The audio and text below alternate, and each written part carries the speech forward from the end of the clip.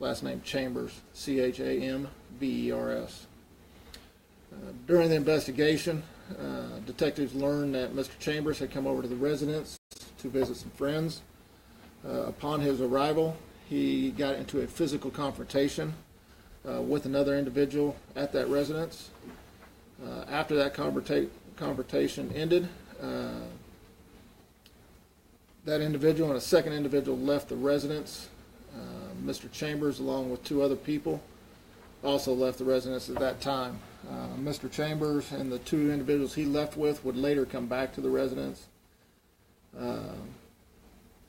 Mr. Chambers will be standing outside when when an unknown individual come up and shoot him, striking and killing him. A few hours later, we were able to take a 17-year-old male and a 33-year-old male into custody for the homicide of Mr. Chambers. Both have been booked, one into JDF and the other into Sedgwick County Detention Facility. Case should be presented to the District Attorney's Office probably tomorrow morning. We'll move to the homicide in the 4000 block of East Stearman. At approximately 4:30 yesterday morning, officers were dispatched to a shooting at Dunham and Stearman. Upon arrival, they located a 32-year-old male with multiple gunshot wounds in a driveway near the intersection of Dunham and Stearman. This male was transported to an area hospital where he was pronounced shortly after 5 a.m. The victim in this case has been identified as a Daniel Lopez-Silva, S-I-L-V-A. During the investigation, we learned that Mr. Silva was at a residence in the 4000 block of East Stearman. He had been there throughout the night at different times, visiting some friends or the individuals that stay at that residence. Mr. Silva had stepped out of the residence, was by a vehicle in the street when another vehicle pulled up, and shots were fired from that vehicle, striking and killing him. We are asking anyone with any information on this case to call Homicide Section at 268-4182, 911, or Crime Stoppers at 267-2111.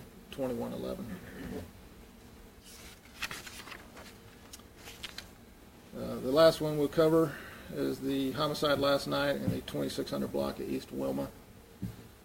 Shortly before 8 o'clock last night, again, officers were dispatched to a shooting. The first call came in the 1600 block of South Green, where a male was found to have a gunshot wound to the leg. The second call, a couple minutes later, came in at an address in the 2600 block of East Wilma. Officers responded to that address, where they located a 26-year-old male with multiple gunshot wounds. This male was pronounced on scene. The victim in this case has been identified as a Rolando, R-O-L-A-N-D-O, last name Holt, H-O-L-T.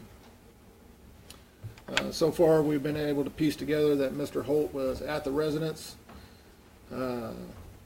He does not live there. He was visiting friends there. Sometime during the evening, or shortly before 8 o'clock, unknown individuals came to the house, entered the house, shooting and killing Mr. Holt. Suspects all fled on foot. We do not have any further description besides the unknown males. And once again, we're asking anyone with any information to call the Homicide Section at 268-4182, 911, or Crime Stoppers at 267-2111.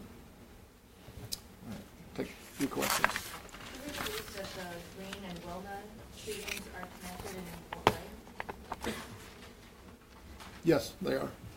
I'm sorry. And are we looking for one shooter for both incidents? We're still trying to piece together how many. Like I said, we had an unknown number of males in our residence over on Wilma and fired shots. These all the shootings were these people that maybe knew each other or did not, or All the shootings? I guess the two victims Yeah, they in the told me. Williams, did they know each other? Yes, they did. The two victims knew each other? Yes, And what, were they also friends? they were acquaintances.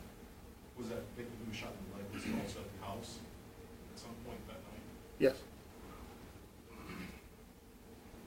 You think the shooting on Stearman Court, you said a vehicle pulled up and fired four shots at Mr. Lopez. Do you think he was the intended target, or do you think it might have been a mistake, or what? No, at this time we believe Mr. Lopez was the intended target. No one else was hit, nothing else was hit in the area. How old is our victim in our first case? Can you say? He's 25 years of age. How many homicides is this? 35, And last year we had 34. All right. Appreciate it, Lieutenant. Do appreciate the lieutenant. I've been working countless hours and hard work and dedication to keeping our community safe. To speak further on that, Police Chief Gordon Ramsey will be here to share with us. Good morning. Unfortunately, over the last 7 days, or 10 days, we've faced 7 homicides in the city. Unfortunately, Wichita is not immune from what we're seeing across the nation. I want to remind everybody that last year, homicides in the United States were up 8%, as well as violent crime rose at a percentage that hadn't been seen in 25 years. But our dedicated staff has been working hard, nonstop, on these cases, interviewing witnesses, and we're having a fair amount of success. We have seen an upward trend in violent crime in Wichita over the last few years, and as a result, earlier this year, from May 6th through August 4th, we did a pilot project where we re-centralized some of our street crimes teams and gang teams, and to really focus on problem areas and problem people. And they generated 385 cases and made 375 arrests. We've talked about this, I think, in August as well, but they also made 434 gang contacts and seized 101 guns. Now, as a result of the success of these teams, we have decided to re-centralize them, and effective after the first of the year, we're going to ramp that back up to what we were doing this summer, because we had success seen with those teams. So there'll be a 10-person team that will be in special investigations, working on residential drug complaints in uniform, and working closely with our investigators, and will also respond to violent crime in the city. Now, there is a nexus between a lot of our homicides in the last couple of years and drugs, and I'll talk about that a little more in a few minutes. Team number 2 will be the Violent Crimes Community Response Team. This is a 12-person team that will initiate and be proactive in their investigations into known violent offenders that are facilitating our violent criminal activity, as well as our focusing on our violent street gangs. They will also respond to violent crimes throughout the city. And lastly, there'll be a 16-person team that is a patrol community response team that will be working out of each of the 4 stations, working with closely with our community policing teams and addressing trends that are being seen throughout the Bureau. The other thing that we've done this year is we've partnered with KBI and ATF to do more analysis on our firearms and our shell casings that we find at scenes in an effort to tie more crime together and be more successful in our investigations. You'll see we've had 8 domestic-related homicides this year. We initiated a project several years ago on a lethality assessment, where officers gather more evidence at the scene through interviewing victims and witnesses to see what we could do to be more proactive in keeping victims safe. As well as this year, we partnered with those in the criminal justice system to do an accountability audit, a safety and accountability audit, on how we handle domestic violent cases throughout the system, from the 911 call through to the end of probation, in an effort to make sure we're being as responsive to victims for domestic violence as well. Well, a little bit about the trends that we're seeing. Overwhelmingly, the majority of the victims and suspects know each other in our homicide cases. There's often a connection to drugs, as was talked about previously. And sometimes we see that the arguments that ensue often are begin or end on social media, and often fueled by social media. So the types of homicides, those 35 cases that we've had, are classified this way. 10 are argument related. 8 are domestic related. 6 are for unknown reasons. 5 are robbery related. 3 are gang related. 1 is classified as an accident, and 2 of those 35 involve officer-involved shootings. The types of weapons that were used, 21 of the 35 homicides involved a handgun. 4 involved knives. 3 involved rifles. 2 involved shotgun. 2 involved physical assault. And 2 are from blunt object, and 1 vehicle.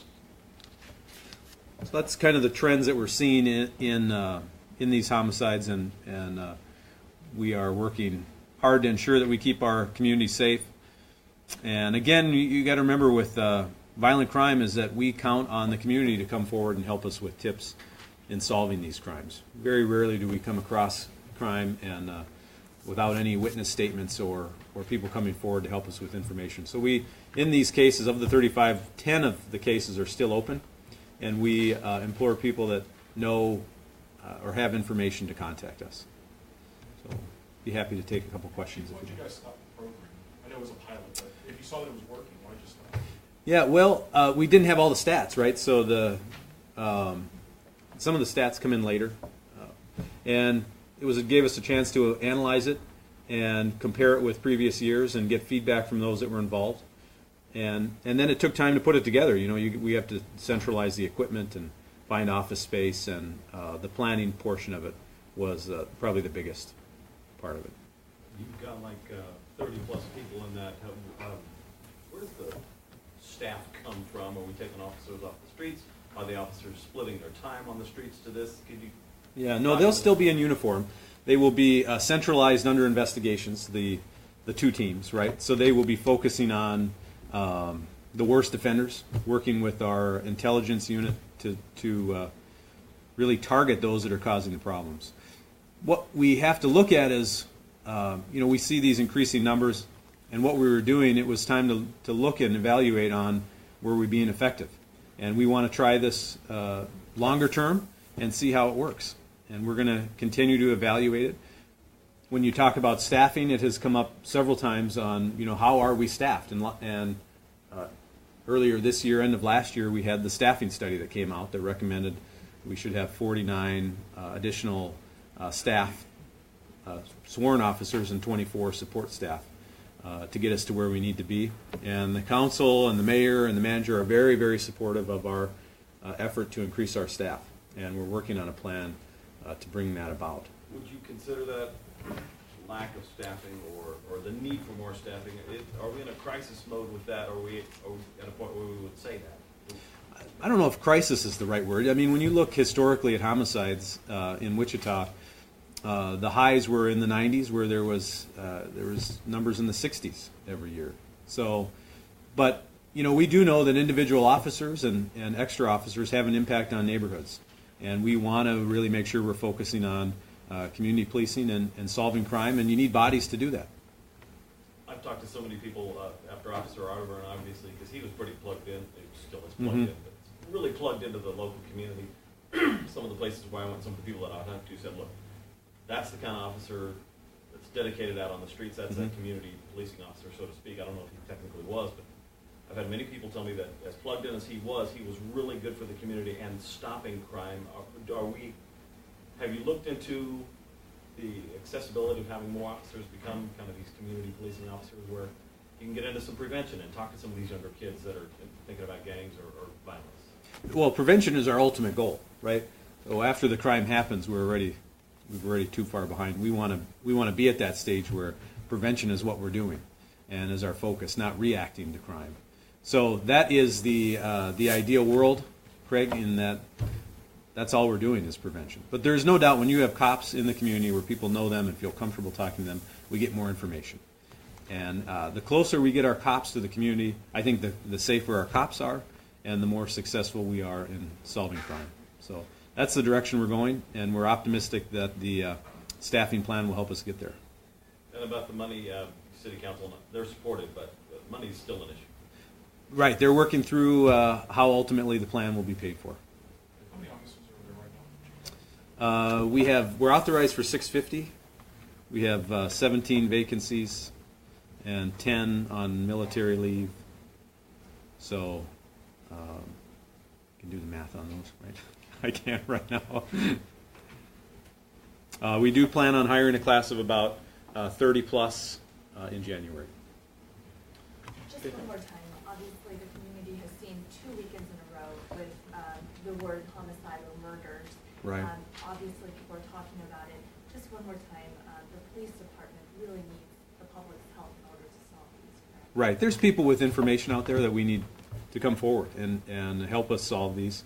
And this department and this city enjoys a fairly high clearance rate for homicides, and it's because people cooperate with us and tell us.